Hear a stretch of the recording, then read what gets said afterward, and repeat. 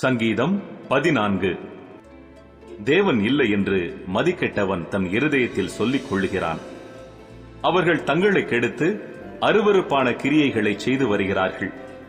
நன்மை செய்கிறவன் ஒருவனும் இல்லை. தேவனை தேடுகிற உணர்வுள்ளவன் உண்டோ என்று பார்க்க கர்த்தர் பரலோகத்திலிருந்து மனுபுத்திரரை கண்ணோக்கினார்.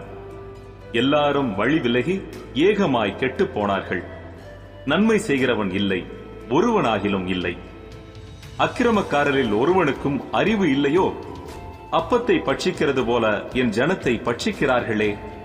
அவர்கள் கர்த்தரை தொழுது கொள்கிறதில்லை. அங்கே அவர்கள் மிகவும் பயந்தார்கள். தேவன் நீதிமானுடைய சந்ததியோடே இருக்கிறாரே. சிறுமைப்பட்டவனுக்கு கர்த்தர் அடைக்கலமாயிருக்கிறார் என்று சொல்லி நீங்கள் அவனுடைய ஆலோசனையை அலட்சியம் பண்ணினீர்கள். சீயோனிலிருந்து இஸ்ரவேலுக்கு ரட்சிப்பு வருவதாக. கர்த்தர் தம்முடைய ஜனத்தின் சிறையிருப்பை திருப்பும் போது யாக்கோபுக்கு களிப்பும் இஸ்ரவேலுக்கு மகிழ்ச்சியும் உண்டாகும்.